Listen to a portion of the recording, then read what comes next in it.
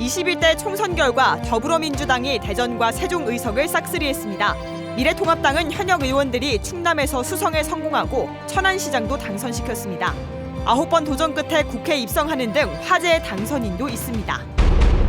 전국 판세를 가늠하는 대전, 세종, 충남의 표심이 이번 선거에서도 이른바 민심의 풍향게임이 재확인됐습니다. 다선 의원도 다수 배출하게 돼 주요 지역 사업에 힘이 실릴 것이라는 기대감도 높아졌습니다. 대전의 한 국립대 교수들이 정교수 임용을 대가로 계약직 교수에게 억대 금품과 향응을 받아왔다는 의혹이 제기됐습니다. 대전 MBC가 단독 취재했습니다.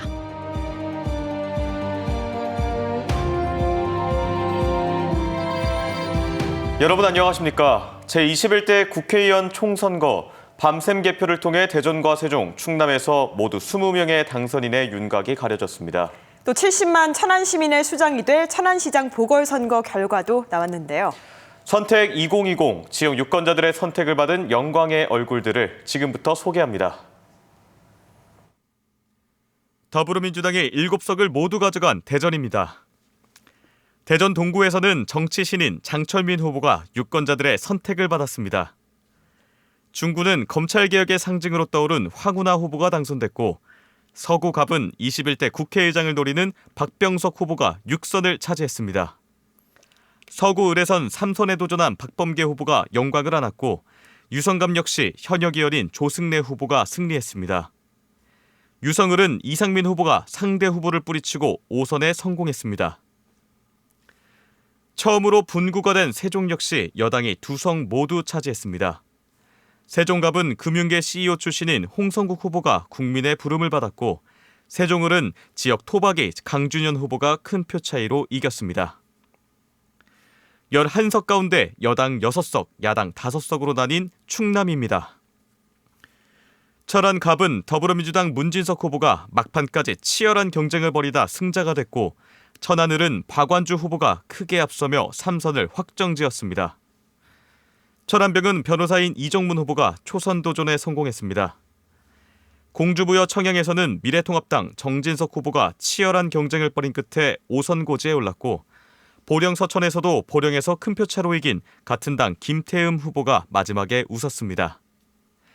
아산갑에서는 이명수 의원이 16년 만에 리턴 매치에서 승리해 4선 의원이 됐습니다. 아산을은 더불어민주당 강훈식 후보가 충청권 최다 득표율로 수성에 성공했고 서산 태안에서는 미래통합당 성일종 후보가 상대 후보를 따돌리고 재선 의원이 됐습니다.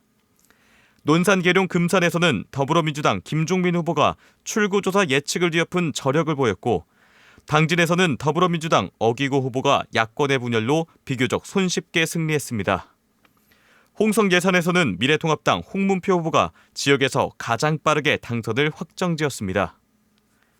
한편 보궐로 치러진 천안시장 선거에서는 미래통합당 박상돈 후보가 새벽까지 이어진 개표 끝에 승리해 2022년까지 천안시정을 책임지게 됐습니다. 21대 국회의원 선거에서 대전과 세종은 여당이 석권했죠. 이로써 코로나19 극복과 행정수도 완성이라는 현안에 당정이 강력한 드라이브를 펼칠 수 있게 됐습니다. 충남에서는 통합당 현역 의원들이 수성에 성공하며 견제와 균형을 이뤘지만 혁신도시 유치공약 등을 놓고 지역 간 조율 문제가 불거질 조짐입니다. 이번 선거의 판세와 향후 충청 정가를 조영찬 기자가 분석했습니다. 대전 7석, 세종 2석 모두 여당인 더불어민주당의 압승이었습니다. 대전은 특히 2004년 탄핵 정국 이후 16년 만에 여당의 전석 석권이었고 세종은 행정수도 완성과 도시의 자족성 확립을 위한 집권 여당의 역할에 힘을 실어줬습니다. 코로나19 위기감 확산과 정부와 집권 여당 대처에 대한 평가는 선거 내내 당락을 가를 주요 변수로 작용했는데 결국 표심에 영향을 준 것으로 보입니다. 대전은 원도심 지역 야당 현역 의원들이 모두 고배를 마셨는데 출구 조사와 다른 결과가 나와 어느 때보다 참여율이 높았던 사전투표의 영향이 크게 반영된 것으로 풀이됩니다. 대전과 세종은 당정이 모두 여당 시장과 의원들로 구성돼 혁신도시 유치와 국회 분원 이전 등 각종 현안에서 일치된 강력한 추진력이 기대됩니다. 예산 배정이나 중앙정부와의 협업 사업에서도 원활한 가교 역할이 기대되지만 반면 견제와 균형이 무너질 수 있다는 우려도 나옵니다. 충남은 11석 가운데 민주당이 과반인 6석을 차지했지만 내륙과 서해안 벨트 등 전통적인 보수 텃밭에서는 야당 현역 의원들이 모두 수성에 성공해 균형을 이루었습니다. 당선인들은 저마다 혁신도시 유치 관련 공약을 내걸어 입지를 놓고 지역 간 조율 문제도 불거질 가능성이 높아 보입니다. 혁신도시 지정이 되면 수도권의 공공기관 이정을 충남으로 유치하는 것이 제1 공약입니다. 가능하면은 홍성과 예산에 분산 유치하는 방법을 저는 모색하고 있습니다. 이번 총선에서 충청권은 다선 중진 의원을 다수 배출했는데 박병석 당선인의 경우 내리 6선에 성공하면서 21대 국회 전반기 의장이 유력시되고 있습니다. 또 이상민과 정진석 당선인이 5선에 당선되면서 정치적 위상이 강화될 전망이고 홍문표와 이명수 당선인도 각각 4선에 성공하면서 당 지도부 입성이 예상되고 있습니다. 지역 기반 정당이 사라진 이후 시류가 표심에 반영되는 충청 민심 특유의 이른바 민심의 풍향계 역할은 이번 총선에서도 여실히 나타났습니다. 이는 향후 국정 운영과 지역 현안 사업의 성패에 따라 또다시 움직일 수 있음을 역설하면서 정치권을 향해 준엄한 메시지를 제시하고 있습니다. MBC 뉴스 조형찬입니다. 이번 4.15 총선은 여러 가지 화제를 남겼지만 특히 대전에선 현역 의원들을 이기고 21대 국회에 진출하게 된 당선인들의 스토리가 화제를 모으고 있습니다. 경찰청장에서 국회의원으로 또 선출직 선거 구수 끝에 금배지를 달거나 관록의 현역 의원을 이긴 30대 청년 당선인까지 화제의 21대 국회의원 당선인들을 취재했습니다. 최기용 기자입니다. 4.15 총선 대전 최대 격전지로 꼽힌 중구에서 치열한 접전 끝에 당선된 더불어민주당 황운하 당선인. 서대전구와 경찰대를 졸업한 황 당선인은 경찰수사연수원장, 경찰청 수사구조 개혁단장 등을 지내며 경찰 조직 내 대표적인 수사구조 개혁론자로서 검찰개혁에 목소리를 내왔습니다. 대전경찰청장으로 있던 지난해 11월 명예퇴직을 신청하며 총선에 출마하겠다는 뜻을 밝혔지만 그 뒤 명퇴와 의원면직 신청이 불발됐고 청와대 하명수사 논란까지 휘말렸지만 정면 돌파를 감행했습니다. 황 당선인은 출마 일성으로 검찰개혁을 내세웠습니다. 간절한 국민들의 염원이 이번 승리를 가져왔기 때문에 저는 국회에 입성하면 가장 시급한 과제로 검찰개혁을 확실하게 완수하겠습니다. 선출직만 9번 도전한 더불어민주당 박영순 당선인은 마침내 대전 대덕구를 지역구로 국회에 입성하게 됐습니다. 구청장, 시장, 국회의원 선거에 도전했지만 번번이 고배를 마셨고 현 의원인 정용기 후보와의 대결에선 모두 4번부터 완패했습니다. 노무현 대통령 비서실 행정관과 민선 6기 대전시 정무특보 등을 역임하고 이번 총선에 출마하려 했지만 중앙당 공천관리위원회가 대덕구를 전략지역으로 분류하면서 출마 자체가 원천 봉쇄될 위기를 겪기도 했습니다. 하지만 중앙당의 3자 경선 결정을 끌어내 극적으로 본선에 진출하고 결국 오뚜기 신화를 쓰게 됐습니다. 박 당선인은 당선 소감 역시 발로 뛰겠다는 각오를 내걸었습니다. 대덕구에 혁신도시가 지정될 수 있도록 하고 또 지금 수도권에 있는 122개 공공기관 이전 대상 기관들을 대상으로 찾아가서 대덕구 유치 활동을 열심히 하겠습니다. 대전, 세종, 충남에서 누구도 예상 못했던 파란은 대전 동구에서 일어났습니다. 38살 청년 의원이 될 더불어민주당 장철민 당선인은 보수 텃밭과 3선을 노리는 상대 후보라는 산을 넘어 대이변을 연출했습니다. 홍영표 의원실에 7급 정책비서로 정치에 입문한 뒤 원내대표 정책실장까지 지낸 장 당선인은 이번 승리를 계기로 대전 최연소 국회의원 당선인이라는 타이틀까지 달게 됐습니다. 저는 변하지 않겠습니다. 하지만 대한민국의 정치와 동구는 확실하게 변화시키는 국회의원이 되겠습니다. 우리 그 원도심 지역에 확실하게 그 변화를 줄 수 있는 혁신도시 유치에 최선을 다할 거고요. 화제의 당선인들은 단순한 선거 이변을 넘어 지역 정치에 새로운 변화의 물결이 찾아왔음을 예고하고 있습니다. MBC 뉴스 최규입니다. 이번 총선과 함께 치러진 천안시장 보궐선거로 70만 천안시의 새 수장이 탄생했습니다. 박상돈 시장은 간단한 취임 선서 이후 곧바로 코로나19 대응을 점검하는 등 그간의 행정 공백을 메우기 위한 업무에 들어갔습니다. 완전히 새로운 천안을 만들겠다며 변화를 예고했는데요. 각종 현안에 대한 해법을 어떻게 풀어낼지 관심이 모아지고 있습니다. 김윤미 기자가 보도합니다. 개표 중간 역전을 거듭하는 접전 끝에 당선을 확정지은 통합당 신임 박상돈 시장은 당선증을 받자마자 업무에 돌입했습니다. 취임 선서로 취임식을 대체하고 충남에서도 가장 많은 확진 환자가 발생한 천안의 코로나19 대응 상황을 점검했습니다. 박 시장은 코로나19로 무너진 일상과 경제 회복을 위해 역량을 집중하겠다고 강조하면서 특히 새로운 천안을 만들어달라는 시민들의 명령으로 시작이 된 만큼 남은 임기 동안 변화의 바람을 예고했습니다. 제가 그리는 완전히 새롭게 변하는 올 뉴 천안, 시민 모두가 행복하고 살기 좋은 천안을 시민 여러분과 함께 만들어가겠습니다. 당장 후보 시절부터 개발 절차를 잠정 중단하고 주민투표를 약속했던 일봉산 민간 특례 사업부터 상당한 영향이 예상됩니다. 일봉산 문제는 근본적으로 접근이 잘못됐다고 생각을 해요. 저는 이 문제는 처음부터 다시 들여다봐야 된다.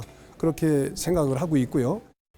전임 시장 최대 성과로 꼽혔던 축구 종합센터 건립도 재정 부담을 이유로 축구협회와 재협상에 나설 가능성이 높고 삼거리 공원 명품화 사업도 재검토 대상입니다.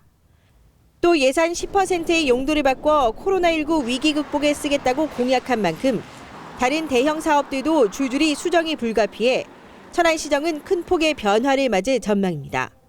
MBC 뉴스 김유미입니다. 천안에서 30대 남성이 코로나19 치료를 받고 격리 해제된 뒤 다시 확진돼 충남에서 재확진 사례가 3명으로 늘었습니다. 천안시는 지난 2월 말 코로나19에 확진돼 이달 2일까지 치료를 받고 퇴원한 30살 남성이 격리 해제 후 13일째 받는 검사에서 다시 양성 판정을 받았다고 밝혔습니다. 해당 남성은 퇴원 후 자율적으로 자가 격리해 현재 가족 1명만 접촉자로 파악됐으며 격리 해제 후 다시 확진되는 재양성 사례는 충남에서만 3명이 확인됐습니다. 30대 남성이 지갑을 잃어버려 경찰에 분실 신고를 했다가 코로나19 자가 격리 지침을 어긴 사실이 드러나 고발당했습니다. 세종시는 최근 필리핀에서 입국한 30대 남성이 지난 10일 경찰에 지갑 분실 신고를 하는 과정에서 2차례에 걸쳐 자가 격리 지침을 어기고 무단 외출한 사실이 드러나 감염병 예방법 위반 혐의로 고발했다고 밝혔습니다. 또 지난 1일 입국한 뒤 충북 청주에 사는 남편을 방문한 40대 태국 여성도 같은 혐의로 고발했습니다. 대전의 한 국립대 교수들이 정교수 임용을 대가로 계약직 교수에게 억대 금품과 향응을 받아왔다는 의혹이 제기됐습니다. 무려 8년 가까이 접대비와 채용심사 등의 명목으로 수억 원의 금품과 향응을 받아왔다는 건데 해당 교수들은 제기된 의혹을 모두 부인했습니다. 김태욱 기자입니다. 대전 모 국립대에 계약직으로 채용된 김모 교수.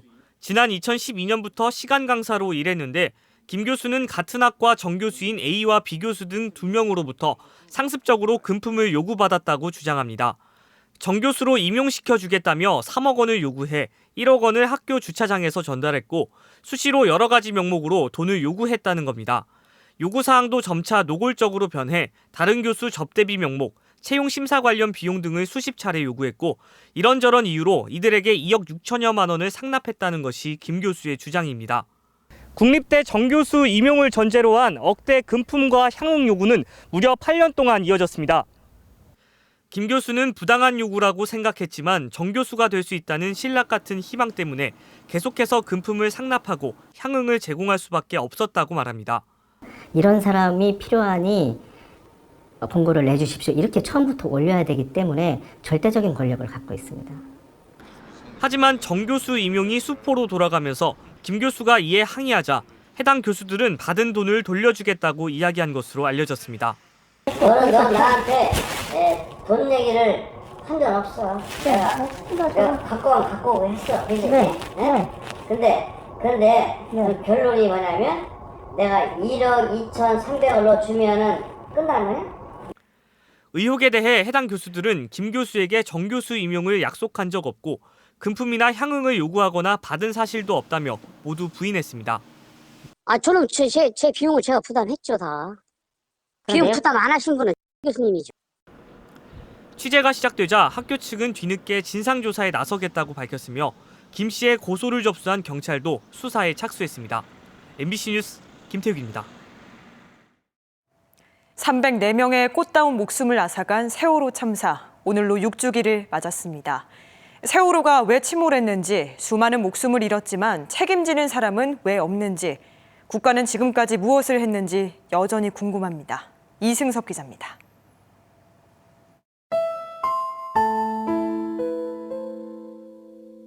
(2014년 4월 16일) 사람들은 진도 앞바다에 가라앉던 배 한 척을 할 일 없이 지켜봐야 했습니다. 그리고 304명의 목숨이 쓰러졌습니다. 그날 이후 4월은 예전의 4월과 달라졌습니다. 아직까지 그날의 이제 뉴스라든지 기사 같은 경우에는 생생하게 기억에 남고 있거든요. 비슷한 또래의 이제 남동생이 있기 때문에, 가족이 있기 때문에 조금 더 안타까운 생각이 들고, 6년이 흘렀지만 참사의 진상 규명도 책임자의 처벌도 더디기만 합니다. 세월호 참사로 별이 된 아이들과 희생자들이 시민들과 함께 만들어낸 촛불 정부가 세월호 참사 진상 규명의 책임을 완수하지 못하고 임기를 마치는 것을 국민들은 절대 용납하지 않을 것입니다. 세월호 피해자를 돕기 위해 발의된 세월호 피해 지원 특별법 개정안은 국회에서 4년 동안 잠자고 있습니다.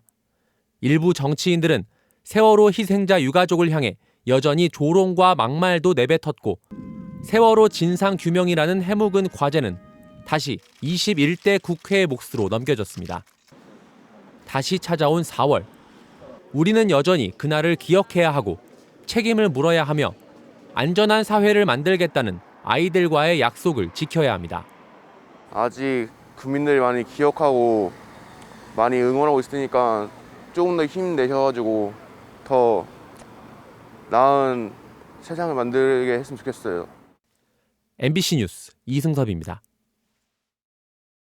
학교 앞 횡단보도에서 어린이를 치어 숨지게 해 일명 민식이법을 촉발한 40대 남성에게 금고 5년이 구형됐습니다.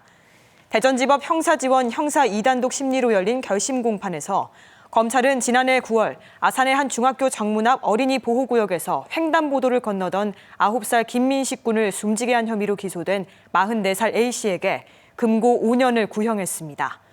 검찰은 어린이 보호구역에서 아이가 보호받지 못해 사망했고, 이로 인해 유족들은 큰 상처를 입었다며 구형 이유를 밝혔습니다.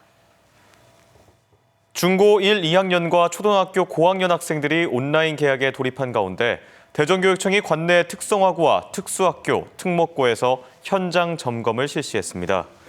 대전교육감 등 온라인 대학 점검단은 대전 생활과학고를 방문해 실무 과목을 포함한 모든 교과가 실시간 쌍방향 수업으로 이뤄지는 현장을 점검했습니다. 또 시각장애 특수학교인 대전 맹학교에선 교사와 학생들의 다자간 통화 서비스 등 맞춤형 원격 수업을 확인했습니다. 오는 20일 초등학교 1에서 3학년 학년들이 3차 온라인 개학에 들어가며 유치원과 어린이집은 아직 개원 계획이 없습니다.